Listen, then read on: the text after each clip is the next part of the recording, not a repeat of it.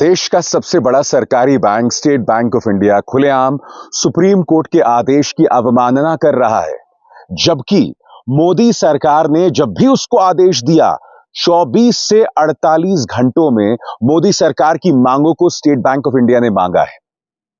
दूसरी तरफ जस्टिस गंगोपाध्याय, ये कलकत्ता हाईकोर्ट के जज हैं दोस्तों, रिटायरमेंट के 2 दिन बाद भाजपा में शामिल हो जाते हैं। जब ये जज थे तो इनके तमाम फैसलों पर लगातार सवाल खड़े किए जाते रहे, क्योंकि इनके फैसले अमूमन ममता बनर्जी की सरकार के खिलाफ रहे हैं। अब ये भाजपा में शामिल हो गए हैं। इन 2 मुद्दों की बात आखिर मैं क्यों कर रहा हूं दोस्तों? ये बता रहा है कि यह है भाजपा का संगोल युग। यह है भाजपा का अमृतकाल, जहां सरकारी bank state bank of India बेधड़क बगैर डरे सुप्रीम कोर्ट के आदेश की अवमानना करता है। जबकि आज मैं साबित करूंगा कि जब जब मोदी सरकार के वित्त मंत्रालय ने आदेश दिया है, उनके तमाम आदेशों का पालन स्टेट बैंक ऑफ इंडिया ने 24 से 48 घंटों में पूरा किया है। साथ ही मैं चर्चा करूंगा जस्टिस गंगोपाध्याय की, और मैं आपको बतलाऊंगा कि पिछले 10 सालों में किस तरह से जजों ने जो न्याय प्रणाली की गरिमा है उसे धूमिल किया है। क्योंकि जस्टिस गंगोपाध्याय पहले जज नहीं हैं जो रिटायरमेंट के बाद या तो भाजपा में शामिल हो गए, या भाजपा की मदद से राज्यसभा गए, या किसी राज्य के गवर्नर बन गए, या फिर किसी लॉ ट्राइब्यूनल के अध्यक्ष बन गए। ऐसी ढेरों मिसाल हैं, उसकी मैं चर्चा करूंगा दोस्तों। मगर सबसे पहले स्टेट बैंक ऑफ इंडिया की बात करना चाहूंगा। मैं आपको बतलाना चाहूंगा दोस्तों कि रिपोर्टर्स कलेक्टिव ने एक बहुत शानदार पड़ताल की है, और यह शानदार पड़ताल हुई है कॉमोडोर लोकेश बत्रा द्वारा हासिल की गई जानकारी द्वारा। खबर क्या है आप जानते हैं दोस्तों? खबर यह है कि जो सीक्रेट चुनावी चंदा है, यानी गुप्त चुनावी चंदा, उस पर सुप्रीम कोर्ट का आदेश आता है, और सुप्रीम कोर्ट अपने आदेश में यह कहता है कि 6 मार्च तक स्टेट बैंक ऑफ इंडिया बताए कि किस उद्योगपति ने किस पॉलिटिकल पार्टी को कितना पैसा दिया। स्टेट बैंक ऑफ इंडिया ने कह दिया कि हम अगले 135 दिनों में ही आपको यह जानकारी दे पाएंगे, यानी 30 जून को, यानी कि चुनाव खत्म होने के बाद। जबकि आज मैं यह साबित करने वाला हूं कि जब जब मोदी सरकार ने स्टेट बैंक ऑफ इंडिया से कहा, तो उन्होंने हर पेचीदा जानकारी 24 से 48 घंटों तक सरकार तक पहुंचा दी है। मैं सवाल पूछना चाहता हूं कि जब सरकार कोई जानकारी मांगती है, तब तो स्टेट बैंक ऑफ इंडिया उल्टे पांव भागकर वो जानकारी मुहैया करा देती है, मगर खुलेआम अदालत यानी कि सुप्रीम कोर्ट के आदेश की अवमानना कर रहा है स्टेट बैंक ऑफ इंडिया। मैं समझना चाहता हूं आखिर क्यों। एक बात तय हो गई है दोस्तों, प्रधानमंत्री नरेंद्र मोदी नहीं चाहते कि लोकसभा चुनावों से पहले वो जानकारी सामने आए जिसमें यह पता चलेगा कि किस धन्ना सेठ ने बीजेपी को कितना पैसा दिया है। क्योंकि जैसे ही यह जानकारी सामने आएगी, यह साफ हो जाएगा कि उस धन्ना सेठ को कितना फायदा उसके बदले में पहुंचा। रिपोर्टर्स कलेक्टिव ने जो पड़ताल की है दोस्तों, एक एक करके मैं आपके सामने ला रहा हूं, उस पर गौर कीजिएगा और इंतजार कीजिएगा जस्टिस गंगोपाध्याय का भी। उन्होंने किस तरह से देश की न्याय प्रणाली पर सवाल खड़ा कर दिया है, जुडिशरी पर सवाल खड़ा कर दिया है। सबसे पहले दोस्तों मैं आपको बतलाना चाहूंगा यह जानकारी जो पता चलती है रिपोर्टर्स कलेक्टिव की पड़ताल के जरिए। मसलन यह दस्तावेज देखिए दोस्तों, यह दस्तावेज यह साबित कर रहा है कि वित्त मंत्रालय ने जब एक जानकारी स्टेट बैंक ऑफ इंडिया से मांगी, तो उसने महज 48 घंटों में यह जानकारी मुहैया करा दी दोस्तों। और यही स्टेट बैंक ऑफ इंडिया क्या कह रहा है सुप्रीम कोर्ट से कि हमें अभी 135 दिन चाहिए। खबर क्या है, अंग्रेजी में पढ़ूंगा, फिर मैं उसका हिंदी में अनुवाद करूंगा। The documents reveal that the State Bank of India, on the Union Finance Ministry's beckoning, was able to collate data on electoral bonds from across the country within 48 hours after the deadline to encash the bonds ended. It sent such information religiously to the Union Finance Ministry after every window period of sale. The collective verified such missives being sent up to 2020.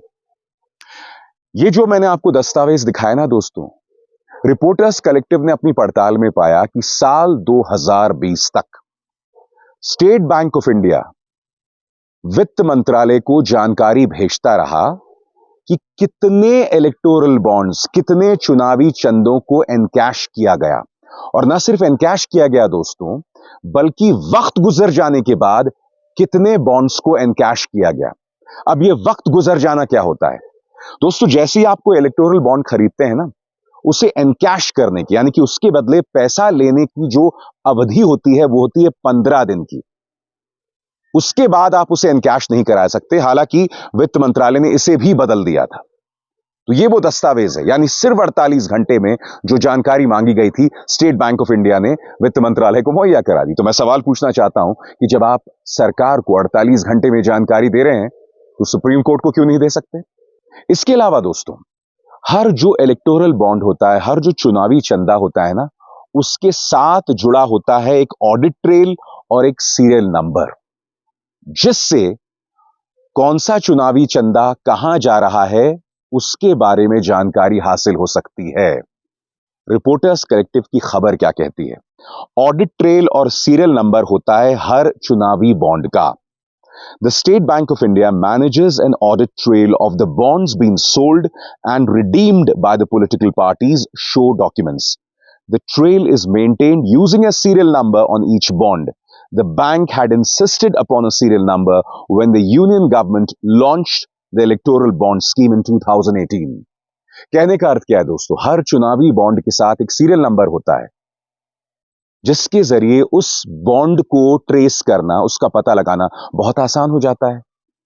यानी कि state bank of India बहुत आसानी से supreme court को यह जानकारी दे सकता है, क्योंकि उसके पास सीरियल नंबर है, उसके पास ऑडिट ट्रेल है।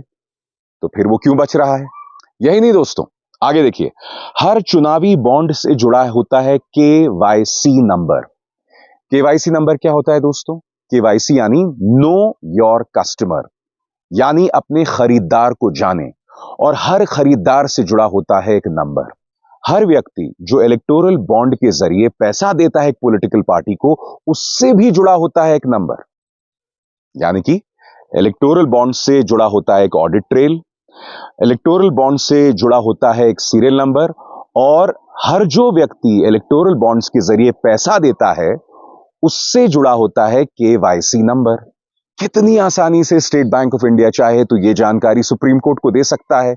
आसानी से 6 मार्च तक दे सकता था, मगर उसने ऐसा नहीं किया। उसने अदालत की अवमानना की। आखिर क्यों?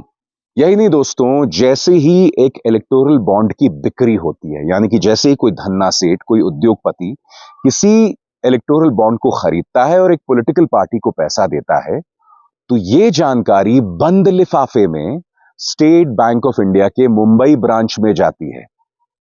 ये सारी जानकारियां बंद लिफाफे में मौजूद है। ये जानकारी स्टेट बैंक ऑफ इंडिया ने सुप्रीम कोर्ट को दी थी। अब मैं आपसे सवाल पूछना चाहता हूं, ऑडिट ट्रेल भी है, केवाईसी नंबर भी है, सीरियल नंबर भी है, और बंद लिफाफे में जानकारी भी मौजूद है। सब कुछ है स्टेट बैंक ऑफ इंडिया के पास। फिर मुझे बताइए, आखिर क्या वजह है? क्या वजह है कि स्टेट बैंक ऑफ इंडिया यह जानकारी सुप्रीम कोर्ट को नहीं दे रहा है?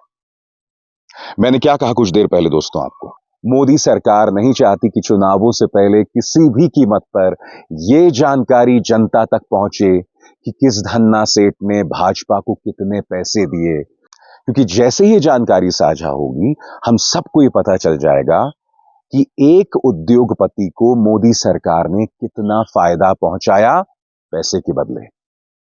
इसीलिए विपक्ष इसे करप्शन मानता है। अब एक और जानकारी जो रिपोर्टर्स कलेक्टिव की पड़ताल से सामने आई है, जो होश उड़ा देने वाली है दोस्तों।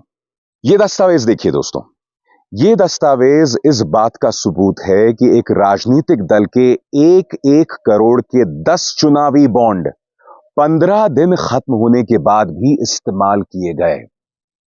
मैंने कुछ देर पहले आपको क्या बताया दोस्तों? जैसे आप कोई इलेक्टोरल बॉन्ड खरीदते हैं, तो उसके बदले में पैसा लेने का जो वक्त होता है वो 15 दिन का होता है। हुआ ये दोस्तों कि वित्त मंत्रालय ने स्टेट बैंक ऑफ इंडिया को खत लिखा कि एक पॉलिटिकल पार्टी के 1 करोड़ के 10 इलेक्टोरल बॉन्ड्स हैं और 15 दिन गुजर चुके हैं, मगर अब उसे पैसा जो है एनकैश कराना है। उन 10 चुनावी बॉन्ड के बदले में उसे पैसा जो है वो एनकैश कराना है, पैसा लेना है। यह जानकारी स्टेट बैंक ऑफ इंडिया ने महज 24 घंटे में, जी हां सही सुना आपने, महज 24 घंटे में उन्होंने यह जानकारी जो है वित्त मंत्रालय को दे दी थी।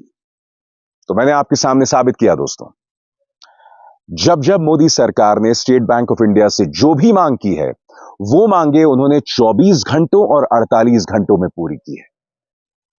तो जो जानकारी उसके पास पहले से ही बंद लिफाफे में है, ऑडिट ट्रेल में मौजूद है, सीरियल नंबर में मौजूद है, केवाईसी में मौजूद है, तो फिर यह जानकारी वो सुप्रीम कोर्ट को क्यों नहीं दे रही? क्या यह मोदी सरकार का संगोल युग है? क्या यह आपका अमृतकाल है? यह हालत हो गई है दोस्तों इस देश के सबसे बड़े सरकारी बैंक की। मेरा सवाल Chief Justice of India DY Chandrachud से कि क्या स्टेट बैंक ऑफ इंडिया पर अदालत की अवमानना होगी? क्या स्टेट बैंक ऑफ इंडिया के चेयरमैन पर कार्रवाई होगी? ये सवाल किए जाने चाहिए ना। तो ये बात तो हो गई स्टेट बैंक ऑफ इंडिया की। आपकी स्क्रीन पर यह है जस्टिस गंगोपाध्याय। ये कौन है दोस्तों? ये कलकत्ता हाईकोर्ट के जज थे। इनके बारे में कहा जाता है कि इनके कई फैसले ममता बनर्जी सरकार के खिलाफ थे।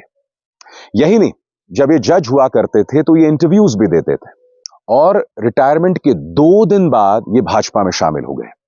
तो जब ये भाजपा में शामिल हुए तो एनडीटीवी के एक पत्रकार ने इनसे सवाल किया कि आप जिस तरह से इंटरव्यूज दे रहे थे या आपने जो फैसले किए उसको लेकर सुप्रीम कोर्ट में सवाल उठा है। तो देखिए यह आदमी किस तरह से बौखला गया। यही नहीं, इनके इंटरव्यूज को लेकर भी सवाल किया गया। देखिए किस तरह से व्यक्ति बौखला जाता है और सवालों का जवाब नहीं देता। मगर ये पहली बार नहीं है दोस्तों। याद कीजिएगा दोस्तों, वो chief Justice of India Ranjan Gogoi जिन्होंने राम मंदिर को लेकर फैसला सुनाया था, रिटायरमेंट के तुरंत बाद, याद कीजिएगा, वो राज्यसभा में चले गए थे भाजपा की मदद से। यही नहीं दोस्तों, जस्टिस नजीर रिटायरमेंट के तुरंत बाद इन्हें आंध्र प्रदेश का गवर्नर बना दिया जाता है। जस्टिस अशोक भूषण, इन्हें रिटायरमेंट के तुरंत बाद एनसीएलएटी का प्रमुख बना दिया जाता है। ढेरों मिसाल हैं दोस्तों। ममता बनर्जी ने उग्र तेवर अपनाया दोस्तों। उन्होंने कहा है कि मैं किसी भी कीमत पर जस्टिस गंगोपाध्याय को चुनाव नहीं जीतने दूंगी। क्या कहा है ममता दीदी ने, मैं आपको पढ़ के सुनाना चाहता हूं। जस्टिस गंगोपाध्याय के बारे में जिस शब्दावली का वो इस्तेमाल करती हैं वो है बीजेपी बाबू। वो कहती हैं एक बीजेपी बाबू बेंच पर बैठे थे और अब वो बीजेपी में शामिल हो गए। आप उनसे न्याय की उम्मीद कैसे कर सकते हैं? नकाब उतर गया है। अगर वो आगामी लोकसभा चुनाव लड़ते हैं तो वो सुनिश्चित करेंगी कि वो हार जाएं। पश्चिम बंगाल की मुख्यमंत्री ममता बनर्जी ने उन पर उनके राजनीतिक रूप से पक्षपातपूर्ण निर्णयों के माध्यम से राज्यों में हजारों युवाओं की नौकरियां छीनने का आरोप लगाया। उन्होंने कहा कि युवा आपको माफ नहीं करेंगे, आपके सभी फैसले सवालों के घेरे में हैं। हम आपकी हार सुनिश्चित करेंगे। कल से राज्य की जनता आपकी हरकतों के लिए न्यायाधीश की भूमिका निभाएगी। दोस्तों मैं आपको बतलाना चाहूंगा कि जब वो जज हुआ करते थे तो साल 2022 में उन्होंने ही सीबीआई और ईडी को पश्चिम बंगाल में कथित स्कूल नौकरियों में घोटाले की जांच करने के निर्देश दिए थे। उन्होंने अपने इस फैसले में 32,000 शिक्षकों की बहाली को रद्द करने का आदेश दिया था। यही वजह है कि ममता बनर्जी ये कह रही हैं कि उन्होंने युवाओं के साथ नाइंसाफी की और अब यही जस्टिस गंगोपाध्याय जो हैं वो भाजपा में शामिल हो गए हैं। इसीलिए मैं आपसे सवाल पूछ रहा हूं दोस्तों, क्या यही संगोल युग है? क्या यही लोकतंत्र है? कहीं सीबीआई लोकतंत्र का मजाक तो नहीं उड़ा रही? कहीं ये जज जस्टिस गंगोपाध्याय लोकतंत्र का मजाक तो नहीं उड़ा रहे? ये सवाल हैं जो किए जाने चाहिए। अभिसार शर्मा को दीजिए इजाजत। नमस्कार। स्वतंत्र और आजाद पत्रकारिता का समर्थन कीजिए, सच में मेरा साथी बनिए। बहुत आसान है दोस्तों, इस ज्वाइन बटन को दबाइए और आपके सामने आएंगे ये 3 विकल्प। इनमें से एक चुनिए और सच के इस सफर में मेरा साथी बनिए।